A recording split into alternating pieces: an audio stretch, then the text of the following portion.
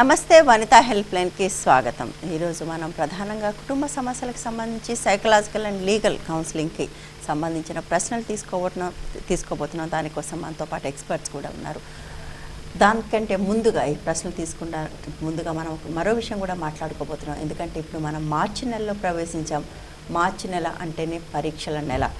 పిల్లలకు పరీక్షలు అయితే ఒకప్పుడు పిల్లలు మాత్రమే పరీక్షలు రాసేవాళ్ళు, కానీ ఇప్పుడు పెద్దలు కూడా సమానంగా పరీక్షలు రాసినంత కంటే కూడా ఎక్కువ సమానంగానూ అంతకంటే ఎక్కువగాను టెన్షన్ పడుతూ దాదాపుగా పరీక్షలు రాసినంత పని కూడా అవుతున్న నేపథ్యంలో పిల్లలకి పెద్దలకి మధ్య కోఆర్డినేషన్ ఎలా ఉండాలి, అసలు పెద్దవాళ్ళు ఇంత హైరాణ పడకుండా ఉండడానికి ఏం చేయాలి అన్న విషయాలు కూడా మాట్లాడుకోబోతున్నాం. సో ఈ విషయం చర్చించడానికి ప్రశ్నలు తీసుకోవడం కోసం మనతో పాటు స్టూడియోలో ఇద్దరు ఎక్స్పర్ట్స్ ఉన్నారు. పల్లవి గారు కౌన్సిలింగ్ సైకాలజిస్ట్, జయలన్ మూర్తి గారు అడ్వకేట్. పల్లవి గారు, పరీక్షల సీజన్ అంటే పిల్లలకు ఎంత పరీక్షల భయం ఉంటుందో పెద్దలకు కూడా అంతే భయం ఉంటుంది. ముఖ్యంగా అమ్మలకు మరింత ఎక్కువ. వీళ్ళు రోజంతా పనిచేసి రాత్రంతా వాళ్ళతో కూర్చుని వాళ్ళతో పాటు చదవలేక, కాఫీలు ఇస్తూ ఇవ్వలేక ఇలాంటివన్నీ పడుతూ ఉంటారు. ఇంత హైరాణ అవసరం అని మీకు అనిపిస్తుంది? అవసరమా అనవసరమా అని మనకి అక్కడే డెసిషన్ క్లియర్గా ఉండుంటే, క్లారిటీ ఉండుంటే మనం వాళ్ళు ఇలా కూర్చొని మాట్లాడుకోం. సో అవసరం అని అనేది ఎందుకు అంటే, ఒక గోల్ వైపు పరిగెత్తేటప్పుడు ఆ క్లైమేట్ని అలా క్రియేట్ చేయాలి, సపోర్ట్ సిస్టమ్ అలా క్రియేట్ చేయాలి.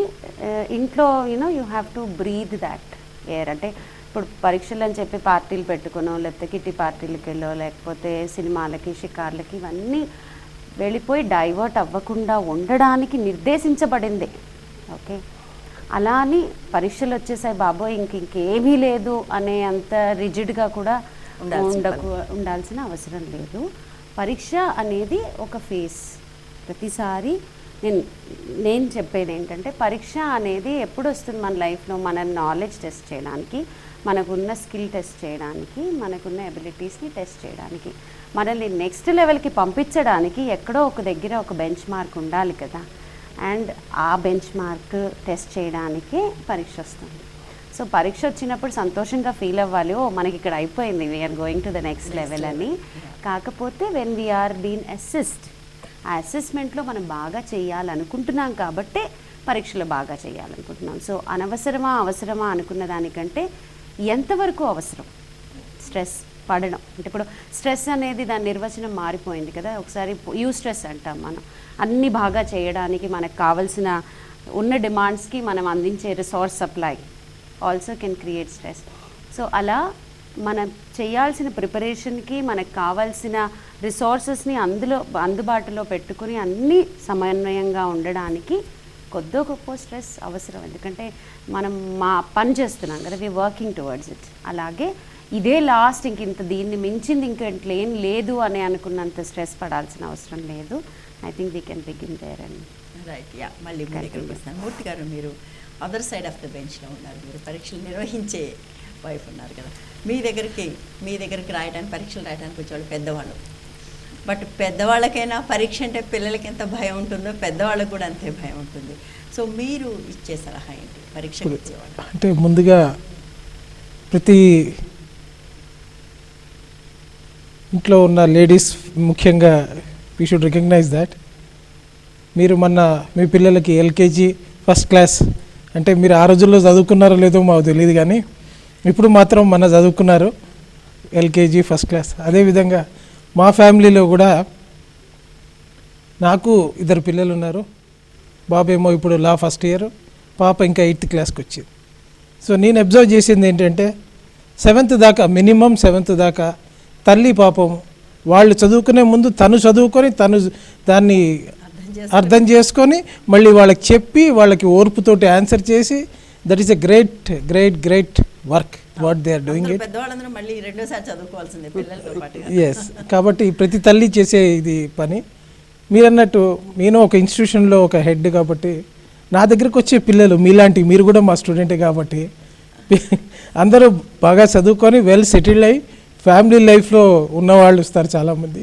ఒక సబ్జెక్ట్, ఒక ఫ్యామిలీ లా మీదో లేకపోతే ఒక ఆర్బిట్రేషన్ మీద ఇంట్రెస్ట్ ఉండి ఒక స్పెషలైజేషన్ సబ్జెక్ట్ తీసుకుందాము అని నా దగ్గరికి వస్తారు. మీరన్నట్టు నేను చూసినంత వరకు దాదాపు ఇప్పటిదాకా 16 బ్యాచ్లు చూశాను నేను. 16 బ్యాచ్ల్లో కూడా నేను కూడా ఒక స్టూడెంట్ని ఒక బ్యాచ్కి. అన్ని బ్యాచ్ల్లో ఎగ్జామ్ స్టార్ట్ అయిందంటే చాలు ఒక 10 రోజుల్లో ఒక 15 రోజుల ముందు తెలుస్తుంది వాళ్ళకి, ఎగ్జామ్స్ తెలుస్తుంది.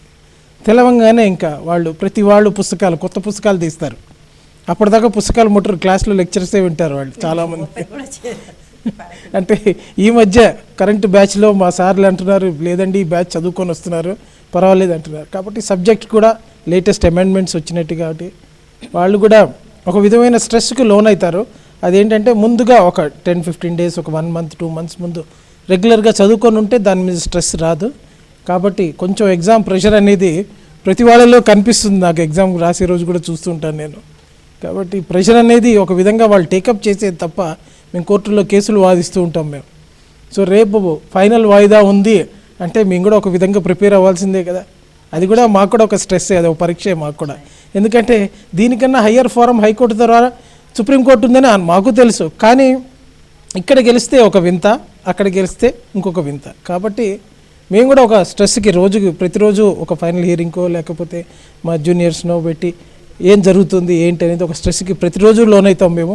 కాబట్టి స్ట్రెస్ని మనం మన తలపైన తీసుకుంటే కానీ అది స్ట్రెస్ కిందకి రాదు. ముందు జాగ్రత్తగా దానికి ముందు ప్రిపేర్ అయితే ఈ స్ట్రెస్ అనేది ఉండదని అనిపిస్తుంది నాకు. కాబట్టి నేను అది పద్ధతి ద్వారా జనరల్గా అవలంబిస్తూ ఉంటాను నేను. Right, okay and I think stress అనేది ఇన్ఎవిటబుల్, దాన్ని ఎంత తగ్గించుకోగలం అనేది మాత్రం. And stress is always a perceived stress అండి. ఎందుకంటే ఎక్స్పీరియన్స్, ఎగ్జామ్ అనగానే స్ట్రెస్ రాదు. Exam can be a pleasure also. కాకపోతే మన దగ్గర మనం కావాల్సిన ఎగ్జామ్కి మనకు ఎక్స్పెక్టెడ్ రిజల్ట్కి మధ్యన గ్యాప్ ఏంటి అన్నది మనం ఎలా తరచి చూస్తాంతోనే స్ట్రెస్ అనిపిస్తుంది కదా. ఒక కాల్ తీసుకున్నాం అండి. హలో హలో, నమస్తే అండి. నమస్తే అమ్మా, చెప్పండి. నాకు పెళ్ళై 7 years అవుతుందండి. ఓకే. నాకు 2012లో మా అత్తగారికి మా మామయ్య గారితో మా ఆయనతో నాకు గొడవ అయిందండి. అంటే మేము అప్పుడు కేరళలో ఉండేవాళ్ళము. మాకు వాళ్ళతో అప్పుడు వాళ్ళు మా ఇంట్లో ఉన్నప్పుడు నాకు వాళ్ళతో గొడవ అయింది. గొడవ అయినప్పుడు వాళ్ళు నా చేత అప్పుడు నోటరీ రాపించుకున్నారండి.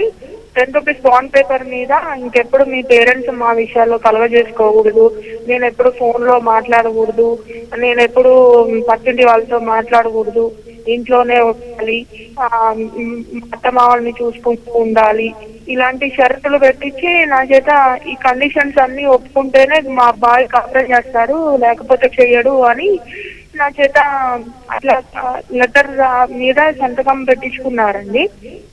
అప్పుడు ఇప్పుడు ఆయన మళ్ళీ మా అత్తమ్మ వాళ్ళు మళ్ళీ నన్ను బాగా హెరాస్ చేస్తుంటే ఇంకా నేను సూసైడ్ అంటే నేను భరించలేక సూసైడ్ చేసేసుకుందామని అనుకొని ఇంకా నేను అక్కడ నా వల్ల కాలేదు. కానీ మళ్ళీ మా హస్బెండ్ ఏమని చెప్తున్నారంటే, నాకు అట్లా రాసి ఇచ్చింది మళ్ళీ గొడవ అయింది, ఇంకా నాకు వద్దు, ఇది ఇట్లా రాసిచ్చిన ఇంకా నాకేం అవసరం లేదు అని అంటున్నారండి. ఇప్పుడు ఆయన విడాకులు ఇస్తాను అని అంటున్నాడు. పంచాయతీలో పెడితేనేమో ఆయనేమీ రావట్లేదు, మాట్లాడలేదు. నా తరపున మాట్లాడడానికి తీసుకెళ్తేనేమో అది వాళ్ళని తీసుకొచ్చింది వీళ్ళని తీసుకొచ్చింది, నా పరువు పోయింది అని అంటున్నాడు. నేను ఏం చేయాలో నాకు అర్థం కావట్లేదు. ఇప్పుడు 3 months అయింది నేను మా అమ్మ వాళ్ళ ఇంటికి వచ్చి. వాళ్ళు ఎక్కడ ఉంటారు? ఏంటండి? ఎక్కడ ఉంటారు వాళ్ళు? కేరళలో ఉంటారా? లేదండి, ఇప్పుడు ప్రస్తుతం విజయవాడలో ఉన్నారు వాళ్ళు. ఓకే, మీరు అక్కడ ఉన్నారు. రైట్. అంటే ఇప్పుడు మీరేమనుకుంటున్నారు? మీరు మళ్ళీ అక్కడికి వెళ్ళటం ఎట్లా అంటున్నారా? ఈ విడాకుల కేసును ఎదుర్కోవటం ఎట్లా అంటున్నారా? ఏంటి ఏం కోరుకుంటున్నారు మీరు? అంటే నాకు మా అత్తమామలతోనే ప్రాబ్లం కానీ మా హస్బెండ్ తో ప్రాబ్లం కాదండి. సో నేను మా హస్బెండ్ తో ఉండాలనుకుంటున్నాను. రైట్. అంటే 100కి 90% మంది ఆడపిల్లలు ఇదే చెప్తారు. ఒకసారి మీ ఇద్దరు విడిగా ఉంటే అసలు ప్రాబ్లం. అంటే భార్యకి వాళ్ళ అమ్మా నాన్నతో, పైగా ఇప్పుడు ఏదైతే కండిషన్స్ పెట్టారో అవన్నీ చాలా దారుణమైన కండిషన్. మా అమ్మా నాన్నతో మాట్లాడుకోవడం. అప్పుడు మీరు ఎందుకు అడగలేదు? మీరు మీ అమ్మా నాన్నతో మాట్లాడుకుంటూ ఉంటే నేను మా అమ్మా నాన్నతో మాట్లాడుకుంటా ఉంటాను. నేను అడిగానండి. నేను అడిగితే నాకు ఒకటండి, నా ఫ్యామిలీలో నాకు మా మమ్మీ తప్ప నాకు నా ఫ్రెండ్స్ కానీ ఎవరు లేరు. She's my best friend, she's my good guide అన్నమాట. ఎప్పుడు నాకు ఏది కావాలన్నా నేను ఎవరితో షేర్ చేసుకోను. ఈవెన్ మై ఫ్రెండ్స్, నాకు ఒక బ్రదర్ ఉన్నాడు, నేను తనతో కూడా షేర్ చేసుకోలేదు. రైట్. కాదమ్మా, ఇప్పుడు మీకు పిల్లలు ఉన్నారా? అయ్యో, కాల్ కట్ అయిపోయింది. సో అంటే ఒకటి మూర్తి గారు, దీనికి అమ్మాయి ఏం చేయాలనేది ఒక రకంగా కన్ఫ్యూజన్లో ఉన్నట్టుగా ఉంది. ఇది చాలామందిలో చూస్తుంటామండి. అంటే ఆడపిల్ల పెళ్ళై వస్తే ఇంకా she has to cut her roots కంప్లీట్గా. అంటే అంత అన్జస్టిఫైడ్ డిమాండ్ అని వాళ్ళకి కూడా ఇంత చదువుకుని కూడా చేస్తున్న వాళ్ళని చూస్తుంటే మరి మీరు అన్నీ వదిలేసుకోవాలి అంతే. You have to be summon. ఒక ఆబ్జెక్ట్ కింద మా దగ్గరికి రావాలి, కానీ ఒక హ్యూమన్ బీయింగ్ అని నీకు 25 ఏళ్ళు 30 ఏళ్ళు ముందున్న జీవితాన్ని జీరో చేసుకోవాలి. నీ ఫ్రెండ్స్తో మాట్లాడకూడదు, అమ్మ నాన్నతో మాట్లాడకూడదు, అన్నయ్యతో మాట్లాడకూడదు.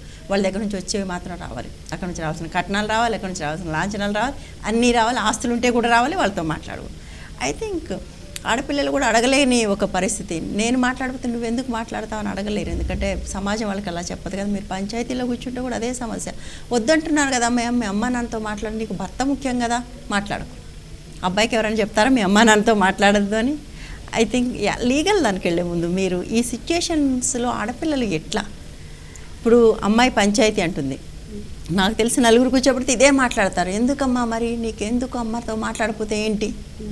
Very unjustified. కానీ అంత అన్జస్టిఫైడ్ డిమాండ్ అని వాళ్ళ సొసైటీలు కుటుంబాలు ఆడపిల్లల మీద పెడుతున్నాయి అనిపిస్తూ ఉంటుంది.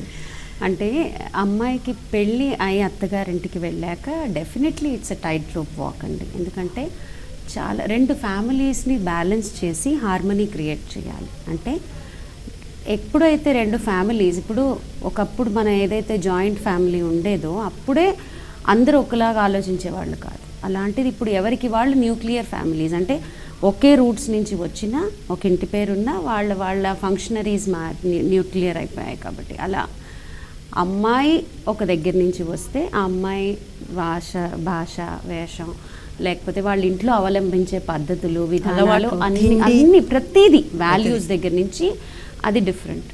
అలాగే అత్తగారింటికి వచ్చాక ఇవన్నీ మళ్ళీ వేరే విధంగా ఉంటాయి. ఈ రెండిటిని బ్రిడ్జ్ చేయాలి అంటే ఫస్ట్ ఏం చేయాలంటే యూ షుడ్ అండర్స్టాండ్, ఎక్కువని అడ్వకేట్ చేయకూడదు మనం. Okay, you cannot say my అమ్మ వాళ్ళ ఇంట్లో చాలా బాగుంటుంది ఇది అని ప్రమోట్ చేయకూడదు, అత్తగారు వాళ్ళ ఇంట్లో బాగాలేదు అని క్రిటిసైజ్ చేయకూడదు. అప్పుడే ఆ బ్యాలెన్స్ని మనం క్రియేట్ చేయాలి. అంటే అడాప్టబిలిటీ మనం పెంచుకోవాలి. అక్కడిది ఇక్కడికి తీసుకురావాలి అంటే ఆ గుడ్నెస్ని, ఆ ఎసెన్స్ ఏదైతే ఉందో దాన్ని మెల్లిమెల్లిగా రుచి చూపించాలి వీళ్ళకి. చాలాసార్లు ఏమైపోతుందంటే, అంటే నేను చూసిన వాటిల్లో నో డౌట్ అండి, అమ్మాయిలకి ఆ రూట్స్ ఉండాలి, ఇంపార్టెంట్. ఎందుకంటే ఇవాళ ఈ అమ్మాయి మన ఇంటికి వచ్చింది అంటే వాళ్ళ వల్లే వచ్చింది. ఈ అమ్మాయి మనతో కలిసిమెలిసి ఉంటుందంటే ఆ పేరెంట్స్ ఇచ్చిన వాల్యూ ఎడ్యుకేషన్ వల్లే మనతో కలిసిమెలిసి ఉంటుంది. అట్ ద సేమ్ టైం ఆ అమ్మాయి కూడా అనుకోవాలి అవి ఇక్కడ పనికిరావు, ఆ ఈక్వేషన్ ఏదైతే ఉందో అది ఇక్కడ అప్లై అవ్వదు, అది డిస్క్రిమినేట్ చేసి చూడగలగాలి. Discrimination in the positive sense, differentiate చేయాలి. ఏది కంపేరింగ్ అండ్ కాంట్రాస్టింగ్, ఈ రెండు వీళ్ళిద్దరు అమ్మ వాళ్ళ ఇంట్లో అత్తగారు వాళ్ళ ఇంట్లో సమంగా యాక్సెప్ట్ చేసేది ఏంటి, వాటిని మీరు చక్కగా దగ్గరికి తీసుకురండి.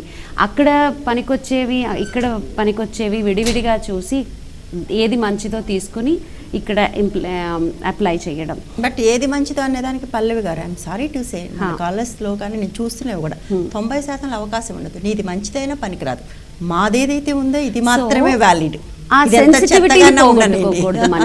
ఇది ఏదన్నా కానీ ఇది మాత్రమే వ్యాలిడ్. సో ఇక్కడ ఏంటంటే నేను అదే అన్నాను, అమ్మాయికి టైట్ రోప్ వాక్, ఆ సెన్సిటివిటీని పోగొట్టుకోకూడదు. ఇక్కడ నువ్వు వేలెత్తి చూపించి నీ తప్పు నేను కరెక్ట్ అన్నప్పుడు డెఫినెట్గా కాన్ఫ్లిక్ట్స్కి దారి తీస్తుంది. కాకపోతే 2 ఆప్షన్స్ పెట్టగలిగితే, ఇప్పుడు దాకా ఇలా చేస్తున్నాము, ఇది ఎలా చేయొచ్చు. ఇప్పుడు పండగ పద్ధతి దగ్గర నుంచే డిఫరెన్స్ మొదలవుతుంటాయి కదండి, వేష భాషల్లో మొదలవుతాయి, ఇంటికి వచ్చే టైంలో మొదలవుతాయి, సండే మీరు ఎలా స్పెండ్ చేస్తారు డిఫరెన్షియేట్ అవుతాయి. సో ఇవన్నీ చేసేటప్పుడు బెస్ట్ ఏంటి అనేది you should be able to extract that. అది ప్రజెంట్ చేయడంలో ఇది మా అమ్మ వాళ్ళ ఇంటి నుంచి వచ్చిందని నువ్వు లేబుల్ అతికిచ్చి తీసుకొచ్చావనుకోండి, ఆల్రెడీ వాళ్ళకి ఆ బౌండరీ గీసేసారు, రానివ్వరు, it is not a welcome. కానీ if you can present it, this is also an alternate option అని మనం ప్రజెంట్ చేయగలిగినప్పుడు let them make a choice. అయితే ఇక్కడ మీరు అన్నారు కదా ఎంత చేసినా పాపం అమ్మాయిలు సఫర్ అవుతున్నారని, సఫర్ అవ్వకుండా ఉండాలి అంటే ఒకటే చిట్కా ఏంటంటే, do not advocate. What I been following is only right thing అనకూడదు. ఎప్పుడైనా మనం ఏది ఫాలో చేస్తాము, మనకి రైట్ అనిపించింది ఫాలో చేస్తాం. సో నేను ఏదైతే చేస్తున్నానో ఇది నాకు కరెక్ట్ అనిపించింది కాబట్టి ఇన్నేళ్ళు నేను చేశాను. వాళ్ళు ఏదైతే చేస్తున్నారో అది వాళ్ళు కరెక్ట్ అనుకున్నారు కాబట్టి వాళ్ళు అదే చేస్తూ వచ్చారు. సో ఇది it's not a replacement, but it is a collaboration of 2 families and how we feel, how we work, how we bring things together. అది ఆలోచించగలిగితే హార్మనీ క్రియేట్ చేయొచ్చు. రైట్. యాక్చువల్లీ కానీ మనకేంటంటే మనకున్న కల్చర్ అనుకోవాలి, మన కోడలికి రూల్స్ వేరే ఉంటాయి, మన అమ్మాయికి రూల్స్ వేరే ఉంటాయి. ఆ రూల్స్, ఆ సెన్సిటివిటీని అర్థం చేసుకొని బేసిక్ ఈ అమ్మాయికి కమ్యూనికేట్ చేయగలగాలి. అలాంటి ఒక లెటర్ రాయించుకుంటున్నారంటే అవతల వాళ్ళు mean people. First of all ఎంత మీన్ అయితే అలాంటి లెటర్ రాయించుకుంటారు, దే ఆర్ యాక్చువల్లీ మీన్.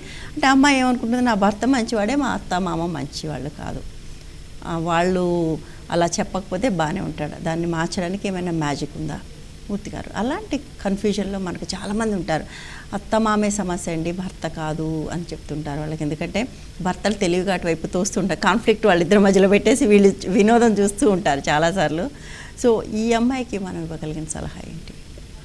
ముఖ్యంగా ఇట్లాంటి సందర్భాల్లో ఏంటంటే అమ్మాయి ఒక ఇంటి నుంచి వస్తుంది కాబట్టి తను ఫస్ట్ వచ్చి వాళ్ళకి అడాప్ట్ అయ్యే విధంగా ఆలోచించుకోవాలి. ఇంకో ఫస్ట్ విషయం, ప్రతిసారి మనం ఏదైనా చూసాం కదా, ఇప్పుడు ఫ్యామిలీ కోర్ట్ కేసులు చూస్తున్నాను రెగ్యులర్గా, the blame will always go to the అత్తగారు మావగారి మీదే, కానీ 99% అత్తగారి మీదే వెళ్తుంది బ్లేమ్.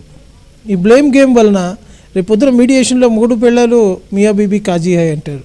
కాబట్టి అత్తగారు కూడా ఒక ఇంటి నుంచే వచ్చినారు కాబట్టి, తన కోడలు కూడా ఇంకో ఇంటి నుంచి వచ్చారు కాబట్టి ఇద్దరిలో ఫస్ట్ ఒక అండర్స్టాండింగ్ రావాలి. పేరెంట్స్ ఏదైతే ముఖ్యంగా ఈ పర్టికులర్ విషయంలో ఒక ఇంటికి వెళ్తున్నప్పుడు, లేకపోతే అత్తగారింటికి వెళ్తున్నప్పుడు, లేకపోతే తను అబ్బాయి దగ్గరలో ఎక్కడో వేరే ఇల్లు తీసుకున్నప్పుడు, వాళ్ళకి ఫస్ట్ పెళ్ళి ముందు ఒక చిన్న కౌన్సిలింగ్ లాంటిది చేస్తే, ఆ కౌన్సిలింగ్లో ఏంటంటే అబ్బాయికి కూడా తెలుస్తుంది, అమ్మాయికి కూడా తెలుస్తుంది, ఇద్దరికి తెలుస్తుంది ఇట్లాంటి ఇబ్బందులు ఫ్యూచర్లో ఉంటాయి. ఎందుకంటే కౌన్సిలింగ్ చెప్పేవాళ్ళు కూడా కొంచెం సైకాలజిస్ట్ వీళ్ళ కౌన్సిలింగ్ ఉంటే అది చాలా మంచిది అనిపిస్తుంది నాకు. ఎందుకంటే రాబోతుంది అనేది కనీసం ఇద్దరికి ఒక ఐడియా ఉంటుంది. అంటే ఇట్లాంటివి ముందు వస్తాయి కాబట్టి మీరు ఇట్లాంటి వాటిలో సర్దుకుపోవాలి. ఎందుకంటే you are going to have a bonded marriage. What is bonded marriage అనేది ఒక థర్డ్ పర్సన్ చెప్తే దాన్ని కరెక్షన్ చేయడానికి పేరెంట్స్ ఎలాగో ఇటువైపు వాళ్ళు ఉన్నారు, అటువైపు వాళ్ళు ఉన్నారు కాబట్టి దాన్ని చక్కగా చేస్తే, అట్లాంటి పద్ధతులు అవలంబిస్తే this is going to be a very great success in there marriages. Right.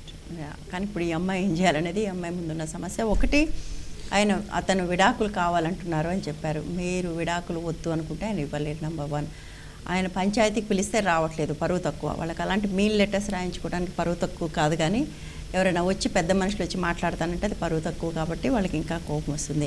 So ఒక మీడియేషన్కి వెళ్తే బెటర్, సీనియర్ సైకాలజిస్టో లేకపోతే ఎవరి దగ్గరికైనా వెళ్తే తప్పకుండా వాళ్ళకి, నాకు అనిపిస్తుంది ఏంటంటే ఈ పద్ధతి వేరైతే ఇద్దరు అబ్బాయి కూడా ఒక విధంగా అనుకుంటున్నాడు, ఇన్సల్ట్ కింద ఫీల్ అవుతున్నాడో మరి ఏంటో అది తెలియట్లేదు.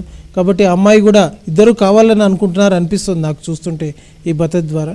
ఏదైతే ఇంకొకటి చిన్న పాయింట్ ఒకటి ఏంటంటే, అంతకుముందు బాండ్ పేపర్ మీద రాయించుకున్నారని, అది ఒక రకమైన బ్లాక్మెయిలింగ్ ఏమో అనిపిస్తుంది. దాన్ని పట్టించుకోవాల్సిన అవసరం లేదు, ఎందుకంటే కరెంట్ సిచ్యువేషన్లో ఏదైతే ఉందో that you can represent before the ఏమైనా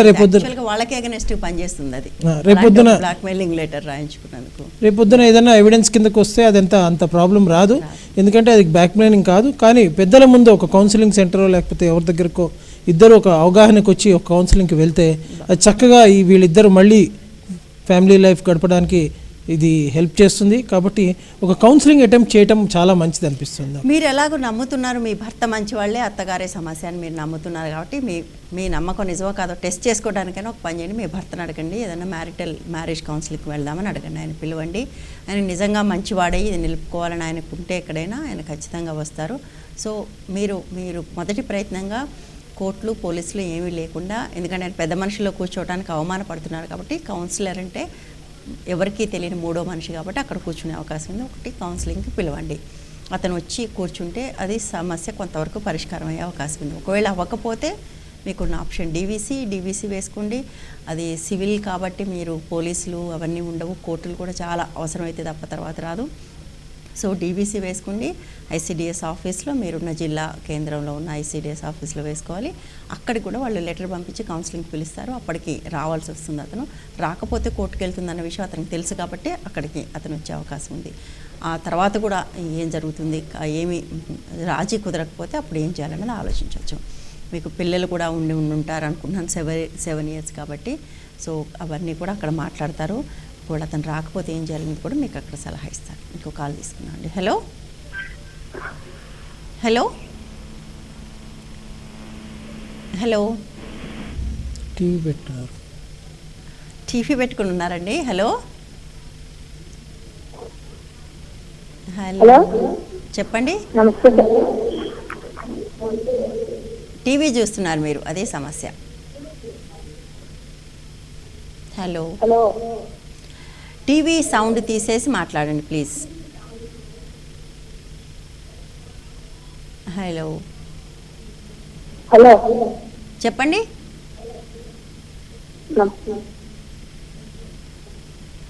హలో మీరు అంతసేపు వెయిట్ చేశారు, నేను చెప్పిన తర్వాత కూడా టీవీ సౌండ్ తీసేయలేదు. మీకు నేను మాట్లాడుతున్నాను అర్థం కాదు, టీవీలోంచి వస్తుంది అర్థం కాదు. దీంతో కాల్ చివరికి కట్ కూడా అయిపోయే అవకాశం చాలాసార్లు ఉంటుంది. నెక్స్ట్ కాల్ తీసుకుందాం. హలో హలో హలో చెప్పండి. హలో చెప్పండి హలో చెప్పండి. అంటే నేను టీవీ చూస్తున్నారండి, మీరు టీవీ చూస్తూ మాట్లాడుతున్నారు.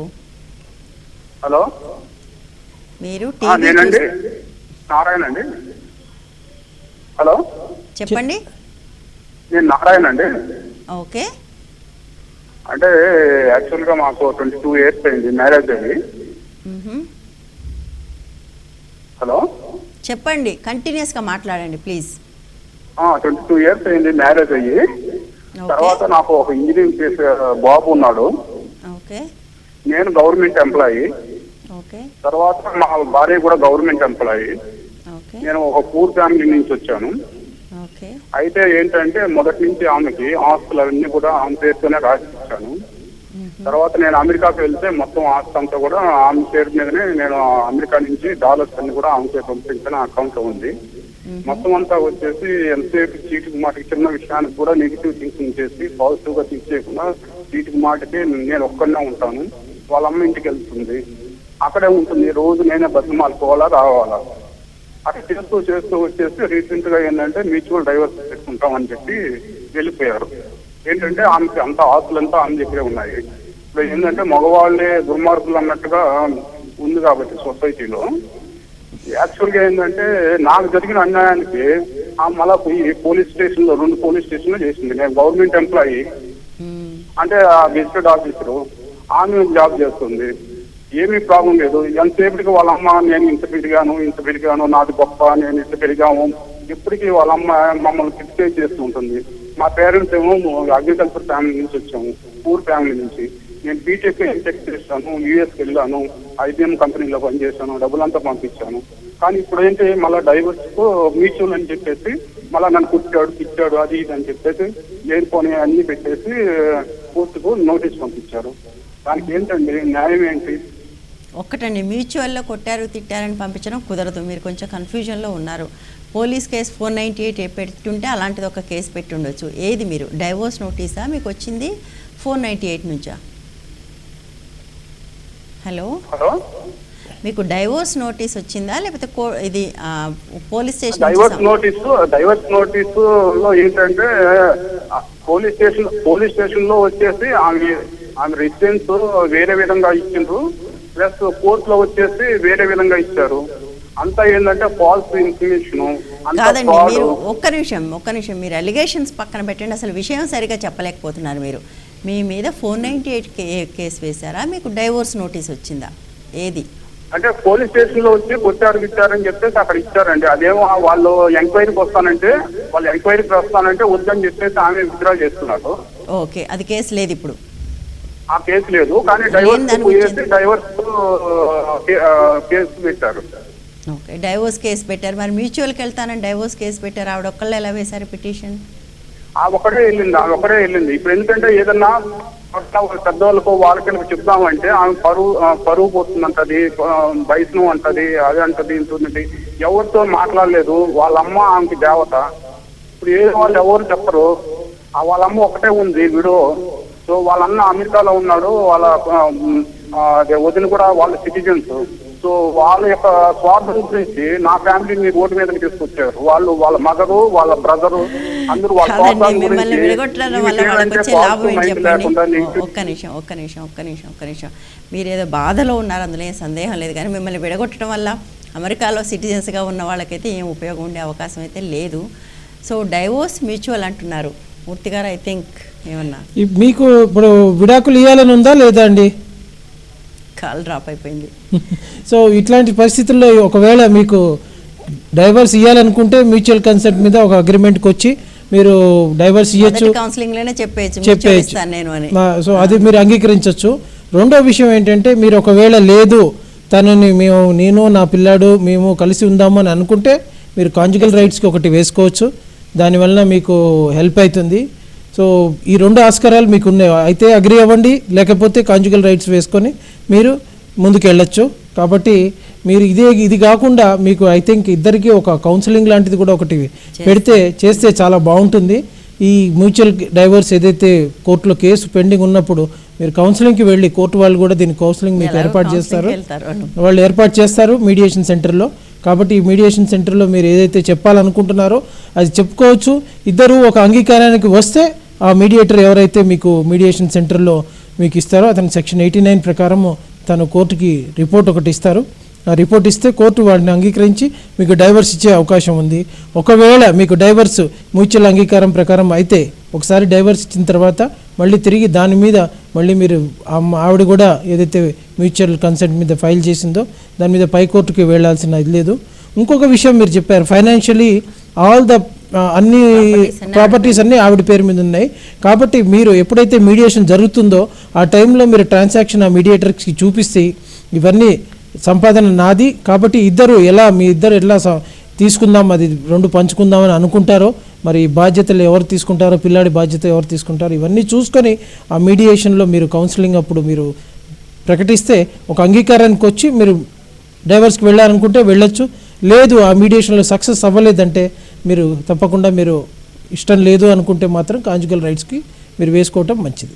అంటే ఇప్పుడు ఆయన సంపాదించినంత యుఎస్ నుంచి డాలర్స్లో పంపించానంటే అదంతా ఆన్ రికార్డు ఉండే అవకాశం ఉంటుంది. ఆన్ రికార్డు ఉంటే దాన్ని చూపించి అది వెనక్కి రావాలని లేదా షేర్ చేసుకోవాలని అడిగే అవకాశం